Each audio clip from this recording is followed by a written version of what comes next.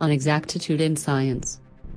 In that empire the art of cartography reached such perfection that the map of a single province occupied a whole city, and the map of the empire a whole province. In the course of time, these disproportionate maps were found wanting, and the colleges of cartographers elevated a map of the empire that was of the same scale as the empire and coincided with it point for point. Less fond of the study of cartography, subsequent generations understood that such an expanded map was useless, and not without irreverence they abandoned it to the inclemencies of the sun and of winters. In the deserts of the West, tattered ruins of the map still abide, inhabited by animals and beggars. In the whole country there is no other relic of the disciplines of geography. Suarez Miranda, Travels of Prudent Men, Book 4, Chapter 44, Lerida, 1658. Borges, 1946. Welcome to Stain Cartography. Territories transform in time and space. As dynamic systems they establish the relations between the organic and inorganic agents that coexist in them. Willkommen. Hola.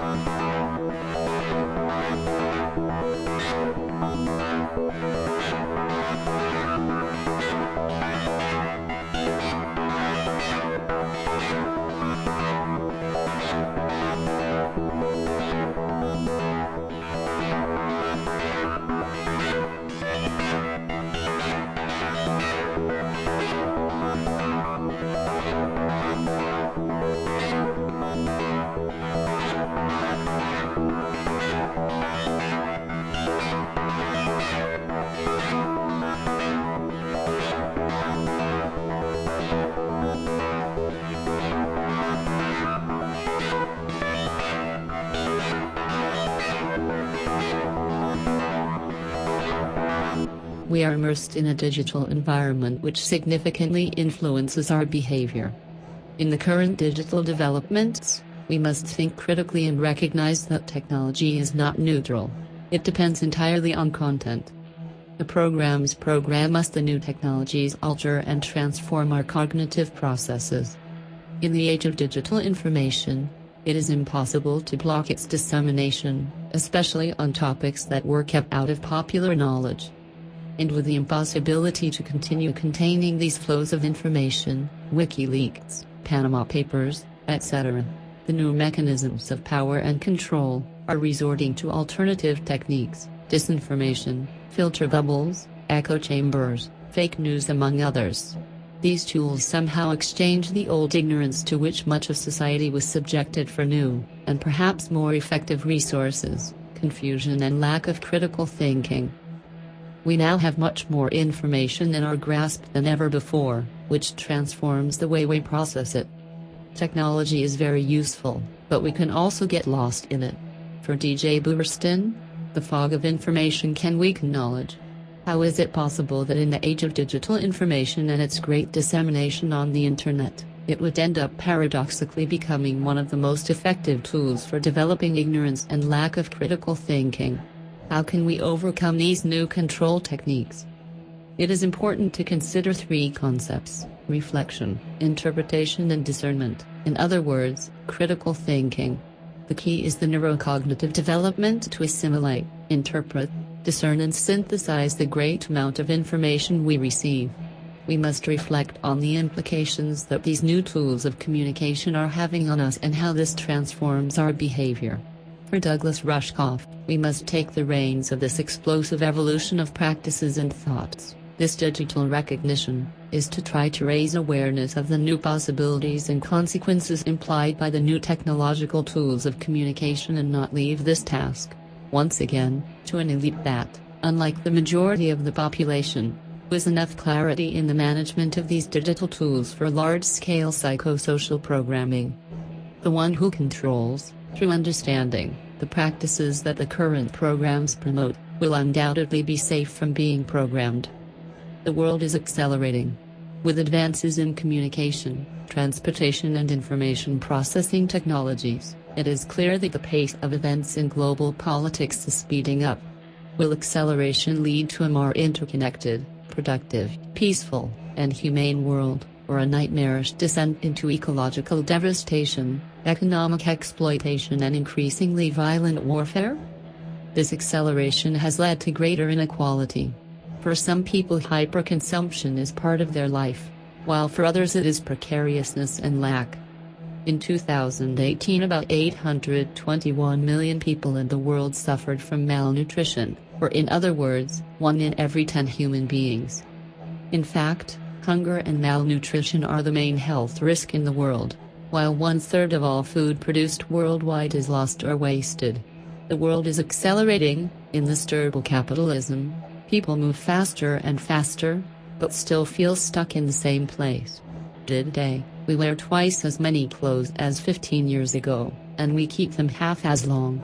We have built a society in which there is confusion about how to achieve well-being. So how do we stop this spiral? By consuming or using what we already have for as long as possible. It is not more sustainable to get rid of everything and opt for new ecological products, but to extend their life. We have forgotten to reuse and also to repair. With planned obsolescence, a use and throw away society has been established. With advances in communication, transportation and information processing technologies, it is clear that the pace of events in global politics is speeding up.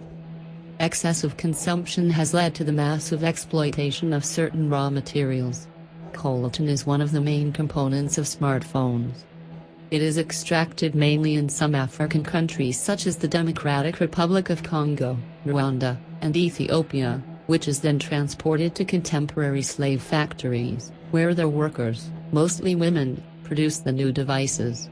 These products end up in our shopping malls and, due to programmed obsolescence and/or consumer society marketing, we soon discard them. With this behavior, we restart the cycle of hyperconsumption.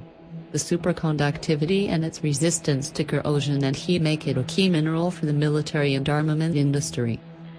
The control of this type of strategic raw materials has caused many wars and millions of victims. This benefits the weapon industry.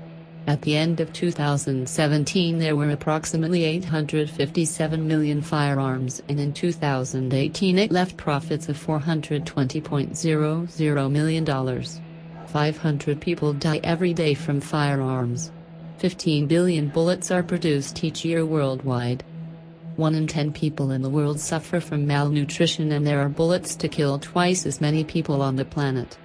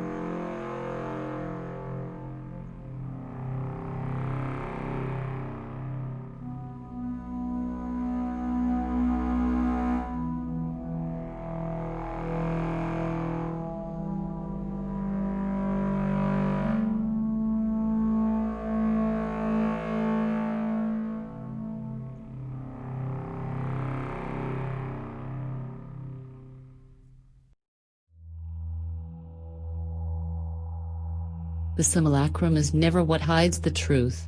It is truth that hides the fact that there is none. The simulacrum is true. Ecclesiastes. If once we were able to view the Borges fable in which the cartographers of the empire draw up a map so detailed that it ends up covering the territory exactly, the decline of the empire witnesses the fraying of this map, little by little, and its fall into ruins, though some shreds are still discernible in the deserts. The metaphysical beauty of this ruined abstraction testifying to a pride equal to the empire and rotting like a carcass, returning to the substance of the soil, a bit as the dove ends by being confused with the real through aging, as the most beautiful allegory of simulation. This fable has now come full circle for us, and possesses nothing but the discrete charm of second-order simulacra. Today abstraction is no longer that of the map, the double, the mirror, or the concept. Simulation is no longer that of a territory, a referential being, or a substance. It is the generation by models of a real without origin or reality, a hyperreal. The territory no longer precedes the map, nor does it survive it. It is nevertheless the map that precedes the territory, procession of simulacra, that engenders the territory. And if one must return to the fable, today it is the territory whose shreds slowly rot across the extent of the map. It is the real, and not the map, whose vestiges persist here and there in the deserts that are no longer those of the empire, but ours. The desert of the real itself. In fact, even inverted, Borges's fable is unusable. Only the allegory of the empire, perhaps, remains. Because it is with this same imperialism that present-day simulators attempt to make the real, all of the real, coincide with their models of simulation. But it is no longer a question of either maps or territories. Something has disappeared, the sovereign difference between one and the other, that constituted the charm of abstraction. Because it is difference that constitutes the poetry of the map and the charm of the territory, the magic of the concept and the charm of the real. This imaginary of representation, which simultaneously culminates in and is engulfed by the cartographer's mad project of the ideal coextensivity of map and territory, disappears in the simulation whose operation is nuclear and genetic, no longer at all specular or discursive. It is all of metaphysics that is lost. No more mirror of being and appearances, of the real and its concept. No more imaginary coextensivity, it is genetic miniaturization that is the dimension of simulation. The real is produced from miniaturized cells, matrices, and memory banks, models of control, and it can be reproduced an indefinite number of times from these. It no longer needs to be rational, because it no longer measures itself against either an ideal or negative instance. It is no longer anything but operational. In fact, it is no longer really the real, because no imaginary envelops it anymore. It is a hyperreal, produced from a radiating synthesis of combinatory models in a hyperspace without atmosphere. Baudrillard, 1981.